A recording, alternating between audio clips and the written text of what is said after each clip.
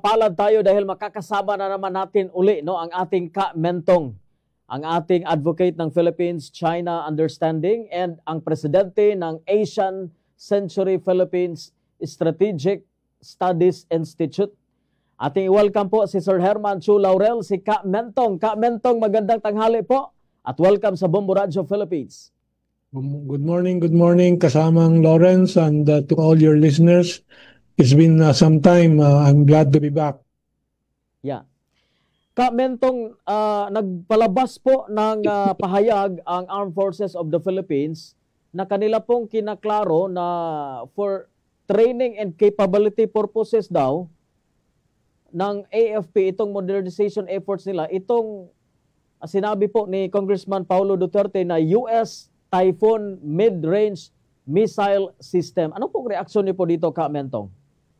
Alam po ninyo, matagal na po yan, di ba? 2 taon na po yan nung kanilang dinala yung unang Typhoon missile launching system, no, na capable ng mag-launch ng several kinds of missiles, including the Tomahawk na long range po, 2,500 kilometers ang distansya hanggang 3,000 kilometro na abot. Hindi lang po sa China, pati sa North Korea at sa Russia. In fact, nung unang lumabas yan, nung unang inanunsyo yan, noong 2024, I think it was around September 2024, nagsalita si President Putin ng Russia na yung mga Tomahawk missiles na yan ay malalagay sa crosshair ng Russia, meaning sa target cross ng Russia. So wala pong silbi para sa bansa po na yan kung training. We can always send people to other countries to train with these kinds of missiles, but actually ito ay in-install ng Amerikano para bilang pangunahing mga deployment nila para sa anti-China proxy war na gusto nilang gawin at gamitin ng Pilipinas. I understand si Teodoro and Bronner bumisita po sa EDCA site sa Cagayan de Oro, no, sa lugar po ninyo, yung Lumbia Airport, and I understand when I was there last year na pati ang mga Filipino officials cannot enter basta-basta dyan sa Lumbia Airport without the permission of the Americans. So these are American operations, no? And yung muling headline tungkol kay Browner na sinasabi aabot sa China, yan po ay provokasyon sa China. Siyempre, hindi naman basta-basta sasalita ang China, pero pinagbabantayan nila. Dahil po naman sila naman ay handa talaga. Ang Tomahawk missile po is subsonic. Hindi po supersonic yan, no? It takes 2 hours for Tomahawk missile from the Philippines using the Typhoon missile system to reach China. Before po yun ay lumipad at ini-aim pa lang pataas ang mga missiles na yan, makikita na po ng Beidou satellite system ng China at titirahin na po ng hypersonic missile na YJ-10 ng China or HQ-19, HQ-20 na may missiles na aabot sa Pilipinas in 10 minutes. Wala po tayong kalaban-laban, kaya nga nakakapagtaka kung bakit naglalaro ng apoy itong sila Brownell, sila Gibo, sila Trinidad, talking about these Tomahawk missiles. Talaga, bakit parang parang ginawa na nilang normal ito 'di ba? Parang ginawa na nilang for capability, for training purposes. Pero hindi ito ordinaryo ka-mentong dahil ito ay missile. Bakit anong pakinabang ng para sa typhoon ng ano ang pinaghahandaan natin? Bakit tayo ng mga missile system na yan? Bakit tayo mag-training ang AFP ng mga missile na yan? Yes, at ang importante, yung Tomahawk missile is nuclear capable. So pwedeng maglagay ng atomic bomb po diyan. And siya ang talagang binabantayan po ng Russia, North Korea, China na hindi mapalapit sa kanila. So tayo ay nag-court, nag-iimbita po tayo ng peligro na wala namang silbi sa atin dahil po ang talagang problema ayon sa September survey ng Pulse Asia, ang pangunahing alalahanin ng ating mga mamamayan ay unang-una inflation, yung pagtaas ng presyo ng bilihin. Only 4%, wala pang 5%, 4% lang po ng na-survey na Pilipino sa buong bansa, 2,500 sample, na nagsabi only 4% said they were concerned about foreign intervention dyan sa West Philippine Sea. So hindi po importanteng problema yan. Pero mayroong mga nakikinabang. Di natin malaman kung anong mga komisyon na hinihintay po ng mga otoridad natin sa Amerika na nagbebenta nagtutulak ng defense weapons nila, no? Yeah. So, yung halimbawa, mga anunsyo lang na na interesado ang Pilipinas sa armas galing sa Amerika, meron ng mga incentives po yan para sa mga nagsasalita ng mga yan. So, we don't know. Basta't merong nakikinabang na po diyan, but not the Filipino people. Yun nga may survey nga at saka kumakalam ang sikmura ng mga Pilipino. Kailangan natin ng mag-focus tayo sa ekonomiya, hindi sa gera. Ka Mentong, bakit tayo mag-i-invest sa gera? Sino bang kalaban natin? Dapat ang ekonomiya ang palakasin natin, di ba, Ka Mentong? Yes, yes. Well, yan ang dinadahilan po, yung gera-gera na yan, dinadahilan ng ilang mga magnanakaw sa gobyerno po natin, yung mga korap po sa Kongreso and so on.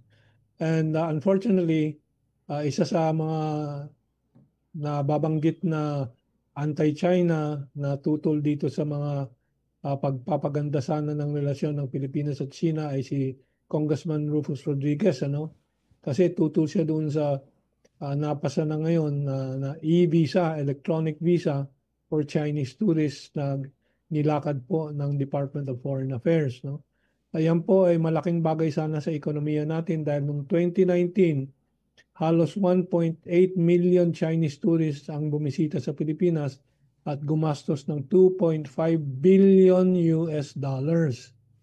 Ganyang kalaki po. Dahil po sa masamang relasyon ngayon ng Pilipinas at China, dahil po sa ilang mga politiko lang, hindi po dahil sa mga mamamayang Pilipino o mamamayang Chino. Dahil po dyan sa masamang relasyon, masamang image, last year, 2024, only 330,000 lang ang dumating na Chinese tourists sa Manila, sa Pilipinas, at sa mga probinsya, sa mga beaches. So nawalan po tayo ng at least 1.6, 1.7 billion dollars na dapat sana pumasok sa ekonomiya natin. And I know mga Cebu, mga Bohol, mga Cagayan de Oro, maraming Chinese tourists pong dumadaan dyan po diyan pag bumibisita sila.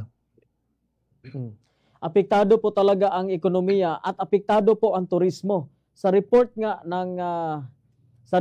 ang tourist arrivals dito sa ating bansa, Ka Mentong, ay talagang bumaba, Kasi ang mahal nga ng bilihin, ang mahal ng mga pamasahe, ang pagkain mahal, ang hotel at accommodation napakamahal. Lalong humina talaga at ito nga yung ating mga kaibigang mga Chinese tourists hindi na rin nagpupunta dito dahil nga sa ganitong Nung 2022, 2023 nung hindi pa po nagbongbong Marcos ang gobyerno, ang ating embassy sa Beijing ay nagpoproseso ng 7,000 visa ng Chinese tourists. 7,000. Ngayon po sa Beijing po ang ating konsulado sa Chongqing at ibang mga lugar hindi na humihigit ng 300 na visa araw-araw lang po. 300 lang po kumpara sa dating 7,000. Ganyan po kalakas ang bagsak. Ang turismo halimbawa sa Thailand ay 25 million. Itong nakaraang taon ng turismo sa Pilipinas ay 3.5 million lang po. Ganyang kalayo po. Pati Cambodia nilampasan po ang Pilipinas with 3 million plus tourists. Ang Cambodia is a country with only 10 million people. So talagang nawawasak po ang ekonomiya natin sa pamamahala ng kasalukuyang gobyerno. And one of the very, very erroneous policies nila ay yung inaaway nila ang China at kanilang inaakap ang Amerika na wala namang ginawa po sa bansa natin kundi magpataw ng taripa, pigilan ng ating exports to the US, tapos benta ng benta, tulak ng tulak ng weapons of war sa ating gobyerno na wala namang pera para sa mga ganyan, no? Mm. So, yan ang sitwasyon natin. Kawawa po talaga tayo. Now, Sir Mentong, meron pong, kasi po, last week po, meron pong nuclear contamination briefing dito sa amin sa Northern Mindanao Medical Center. Meron po tayong kasamahan sa media na nag-attend dito, no, si Mark Francisco. Nuclear contamination, parang briefing, parang paghahanda para sa EDCA sites na nga dito sa Cagayan de Oro, yung sa Lumbia Air Base. Ano pong reaksyon niyo po dito? Kasi yung mga doktor ng Northern Mindanao Medical Center po ay para itong forum parang briefing ito eh. Nuclear contamination briefing daw po. Parang ini-educate yung mga doktor dito sa nuclear contamination. Anong masasabi niyo po ito? Ayan, kita na po natin yan. Yan ang mga unang senyales na napakalaking peligro na hinaharap po ng mga Pilipino dahil po dito sa US military bases, dahil po dito sa US missiles, Typhoon missiles, Tomahawk missiles. Bakit po tayo mag-iimbita ng kanyang disgrasya para sa bayan natin? At hindi lang po yan, pag mangyari po yan, hindi lang po yan para sa isang henerasyon, hindi balik kaming mga may edad na. Yung mga bata, yung mga apo natin, yung mga apo ng mga apo natin na darating, pati sila po, masisira ang buhay po nila kung may nuclear contamination. It takes thousands of years bago po ma-lift ang nuclear contamination. So, yan ay malaking warning na sa lahat. Kaya mga taga Cagayan de Oro na nagkaroon po nitong briefing na to, nitong seminar na to, maging alerta na po kayo, umaksyon na po kayo. Hindi ba kami tumungo din sa Cagayan de Oro para mag-komperensya laban sa gera? We will do it again this coming 2026, no? Maybe in Pebrero, bibisita namin kami ulit sa inyo. So hindi talaga titigil, dapat maano ito, no? So ang nuclear contamination briefing po, Mentong, ay sa Seda Hotel daw po last week, no? Ayon sa ating kaibigan na nag-attend. So parang diniscuss doon kung ano yung mga nuclear contamination. So talagang preparation na talaga, no? Sa ongoing dyan. Pero dapat talaga yung hindi matuluyan. Anong magagawa ng mga local leaders natin po, Mentong, or ang ating mga kababayan? Well, I think we have to take action, no? And that's why we have been visiting Cebu, Tuguegarao, sa Norte, Bulacan, iba-ibang lugar para magkomperensya, mag-anti-war congress at babalik po tayo sa Cagayan de Oro.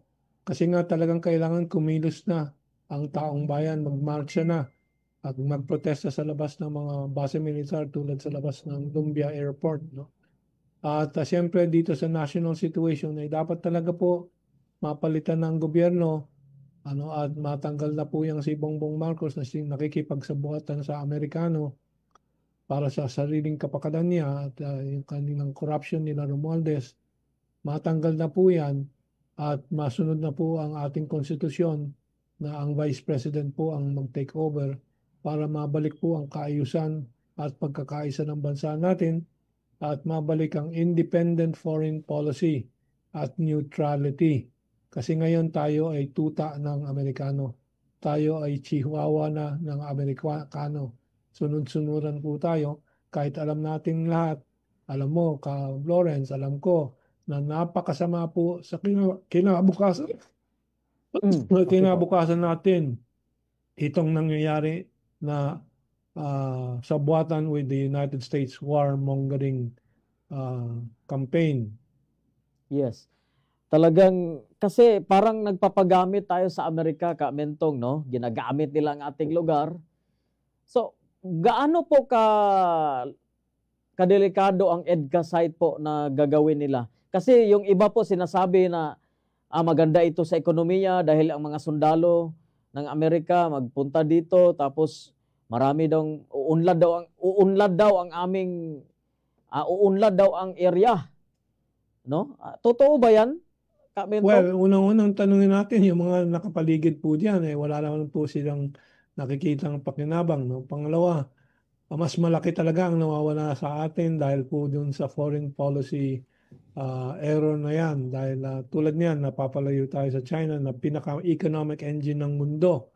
at ng ASEAN, pinakamalaking trading partner ng Pilipinas pa rin kahit na masama ang image po, so malaking nawawala sa atin pero walang binabalik ang Amerikano. Sabi ng mga Amerikano, yung mga EDCA bases ay tutulong sa mga disaster alleviation, disaster relief, disaster rescue, and rescue operations. Pero nakailang disaster na po, nakailang lindol na po. Saan po ang nakikitang talagang malaking tulong ng Amerika galing sa EDCA bases na yun? Wala. Wala. So maraming nabobola, wag na po tayo magpabola. We have to take action. Dahil kawawa po tayo pag hindi po natin mapigilan ito. Nakakatawa talaga ito nga. Ang Cebu nga, nilindol noong nakaraang mga simana. Wala naman ka makita doon na nag-help, na nag-rescue na mga EDCA site or mga Amerikano. Wala naman si Kamentong. Sa Cebu, Yes. ang Luzon, binaha. Wala ka makikitang nag-rescue na mga... Bakit ba na mag-ano sa kanila? I-trend naman yung ating mga CDRRMD, yung mga NDR. Mayroon tayong Office of Civil Defense. So, kailangan ba natin yung EDCA site para for humanitarian purposes? Panloloko na naman yun di ba? Panloloko na naman ang ginawa nila para makumbinse lang, mabigyan ng dahilan na maglagay ng site na yan na dinadahilan nila na para sa disaster relief na wala naman tayong nakikita. Actually, dyan sa Bogo, Cebu, ang unang dumating ng mga tulong, kahon-kahon, truck-truck na assistance, galing sa Chinese Embassy po. Hindi naman nauulat ng mga malalaking media. So, ang ating mga kapatid sa kapaligiran ang mas aktibo talaga pag mayroon tayong problema at tumutulong po sa atin. So, we have to make a national effort to kick out the American bases. But habang nandyan si BBM at siya ay nagpapatuta sa Amerikano, wala pong mangyari pong ganyan. So, we have to fight this government talaga. Hindi lang po sa corruption, kundi din po dito sa hinaharap nating disgrasya, sa gera, na proxy war na tinatawag, na gustong gawin ng Amerika gamit ang Pilipinas. Mentong, itong mga tao po ni Presidente Marcos po, si Gibo Teodoro, silang Browner, sila Anyo, ito ba kasi napaka pro-US ata nila Di ba? Mahalata mo naman talagang pro-US itong mga opisyal na ito. Yeah. Well, malinaw po, ang tawag ko nga sa kanila ay American Chihuahua. Mga maliliit na aso ng Amerikano. At marami pong mga biyaya pong binibigay sa kanila yan. And of course, halimbawa, si Gibo Teodoro, nag-Maltese citizenship na yan, di ba? Kasi kasama po doon sa briefing sa kanila ay yung gagawa ng gera ang Amerika dito. At itong mga, kaya po nakawan na po sila Romualdez, sila Saldico. Alam nila yan. Kaya na nililimas na nila, pati si Bongbong, ang kaban ng bayan, inililipat na nila sa labas para pag magkagera tulad sa Ukraine, handa silang lumikas pag sabog na po ang Pilipinas. Grabe. Sila talaga ang tunay na mga traidor. Talaga yan ang mga traidor. Kasi nga, sinasay itong Tariela na ito, pag sinabi niya, katulad po ninyo, Mentong, sila Professor Ana Malindogoy, sinasabi na nagtra-traidor daw. Sino ang traidor ngayon? Sino ang mga traidor ngayon, di ba? Sila rin. Sila ang mga tunay na traidor, mga tuta talaga, chihuahua. Sa debate ni Paulo Duterte labang kay Tariela, kita naman po natin halatang-halata ang pagkatuta ni Tariela at yung paninindigan ni Paulo Duterte na sa interes ng Pilipinas lang ang kanyang pinaninindigan. Ganyan din po si Sara Duterte. Independent foreign policy, hindi naman natin gustong awayin ng Amerika, pero hindi naman natin dapat tanggapin yung pinipilit na Amerika ng mga armas, base militar, away, gera, nuclear potential for nuclear radiation at mga yan. Yan ba ay gawain ng isang kaibigang bansa na pinipilit sa atin yung mga armas, mga gera, mga peligro ng nuclear fallout and so on. Yan ay gawain ng kalaban na bansa. Ginagamit lang ng ilang Pilipino sa poder dahil po nasuhulan, natakot, na alokan ng visa, kung ano man ang motibo, at sila ay pro-American. Alright, Ka Mentong, nagpapasalamat talaga ako no, sa sa iyong panahon dito sa Bombo Radio dahil na-discuss na naman natin ito. Dahil kailangan po aware po tayo kasi po dito sa Cagayan de Oro, EDCA site nga kami. So kailangan nating ma-inform ang ating mga kababayan na ito po ay dapat talagang ma-stop po itong operasyon ng EDCA site na yan dito sa Lumbia Air Base sa Cagayan de Oro. Maraming salamat po, Ka Mentong, at mabuhay ka. Maraming salamat. Ato na